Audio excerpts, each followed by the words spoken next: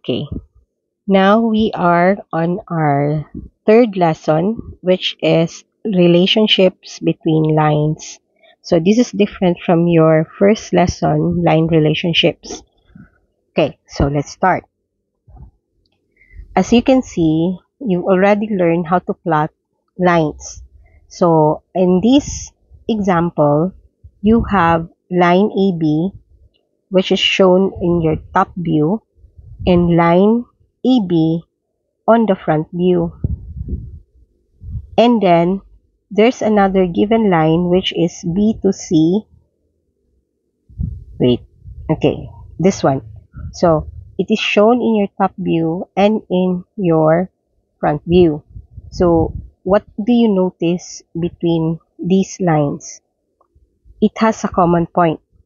So this line has a common point B, which is this one, and in the front view is this one. Okay. So definition of these lines are intersecting lines.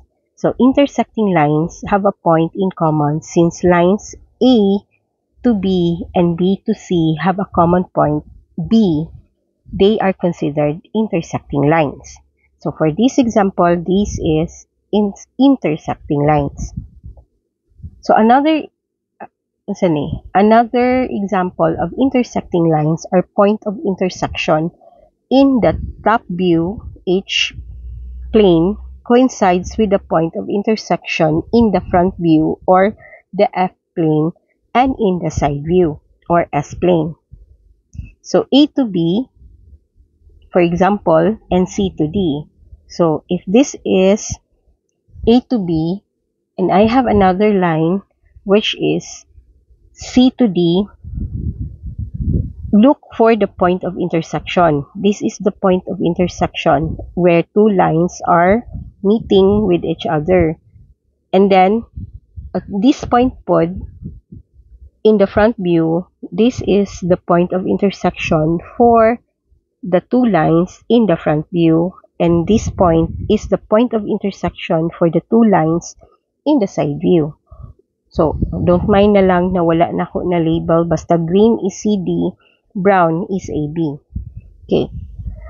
To see if the lines are really intersecting, the points of intersection should coincide with the point of intersection in the top view going down to the front view and then going to the side view. It should be straight vertical and straight horizontal. So if you can see from this point, the broken line na red, it has the same point with the top view and the front view.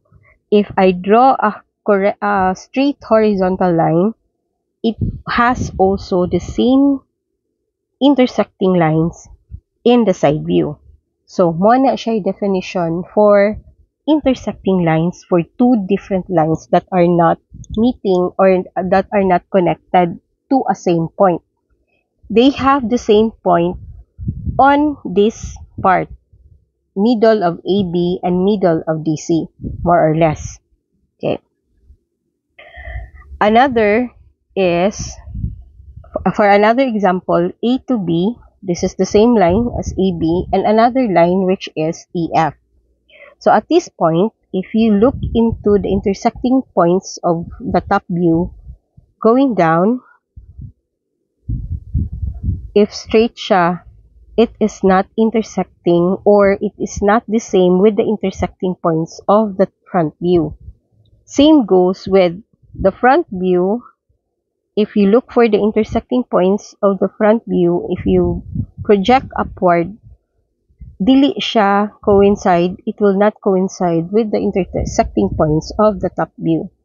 So this is what we call non-intersecting or non-parallel lines are called skew lines. So skew siya. So how would you know? Wait, nag-una kong arrow. Anyway, so how would you know which line, di ba, skew man siya? Obviously, there should be a line above the other line. So how would you know that this line is, the blue line or the brown line is above the blue line? or the blue line is above the brown line.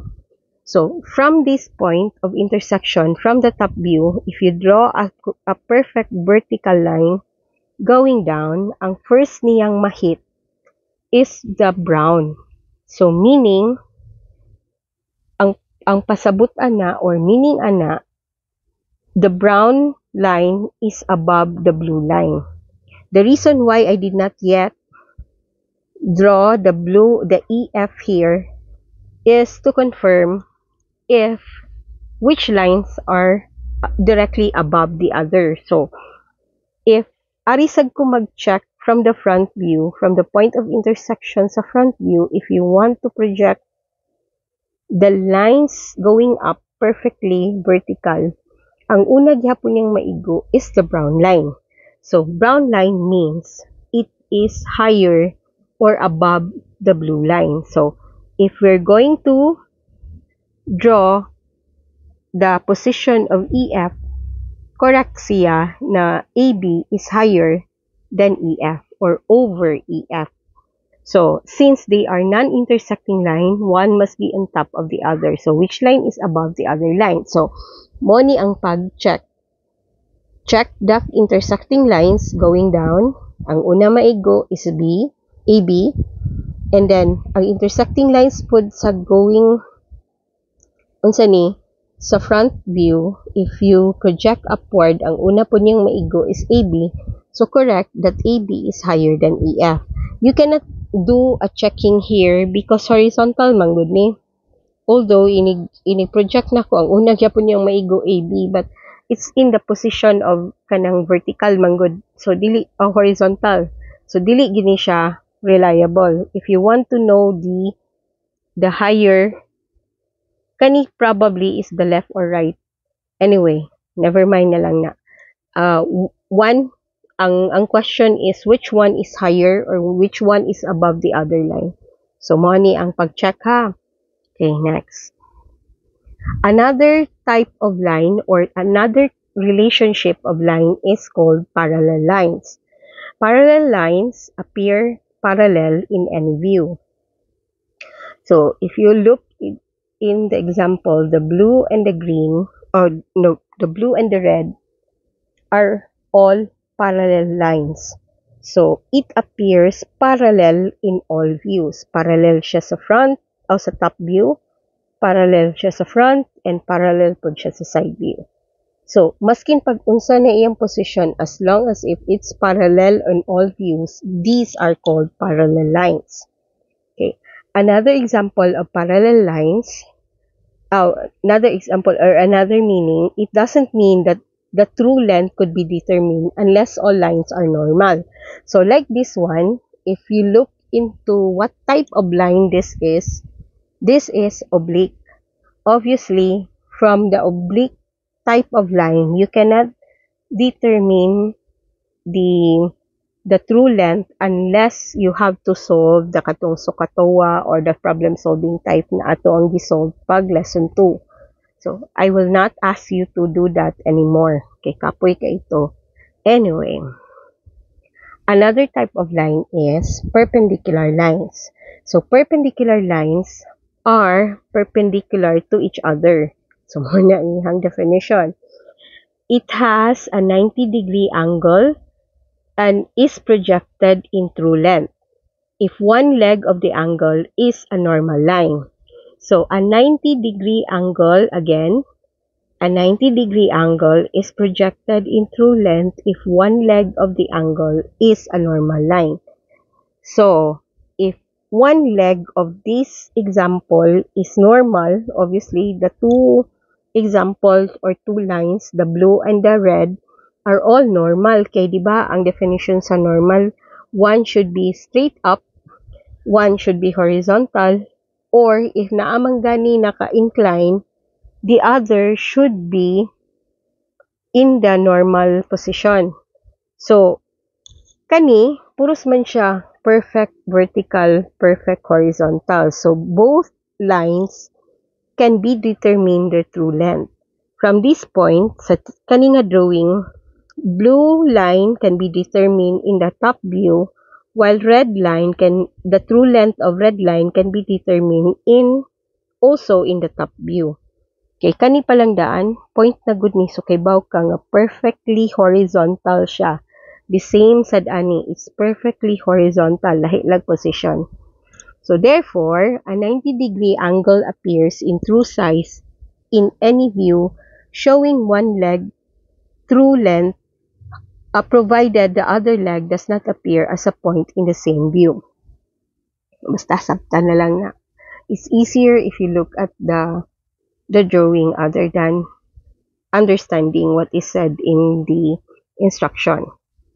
Anyway, makes sense. Okay. At this example, kabantay ka. So, one of the leg or one of the lines are not really in or is in an oblique form. So, ang oblique ani is the red, obviously. Kay none of the position of the red line is perfectly vertical or perfectly horizontal. Sa blue line, naa siya perfectly horizontal, nasa siya perfectly vertical. So this one, obviously, is the true length. No. And then, when you see in the true length, there's a perfectly 90-degree line passing through it. So, mo na ni siya ang position sa perpendicular line. So, mo na ni, kung asa to dapit ang iyahang true length, if perpendicular gani ang line niya, that's the definition of perpendicular line. So, that mo ni pasabot sa second paragraph or second sentence. Okay. So, for your seat work, please do this and then submit it next meeting. So, print screen the seat work and submit it next meeting, which is October 4. October 1, 2, 3. Basta kay next Thursday, not this Thursday. So, the reason why, never mind. Basta mo na siya. Just print screen this. So, the instruction, or you have to answer which line are perpendicular to each other. So, which line man is perpendicular to AB? Which line is perpendicular to CD? Which line is perpendicular? So, ang inyong answer, AB and CD, or the answer to one is AB and KL, or GH and IJ, mo na ang iyahang kuan. So, make sure two lines, these two has different colors with the other 2 points para maka-form kag different. So, again, colored pens are very helpful in this exercise. So, please use your colored pens. If wala may colored pens, use pencils. So, number 2, which lines are intersecting? So, again, you have to answer A, B, and C, D are intersecting, or GH and IJ. Mura na siya. Enough na ng GH and IJ.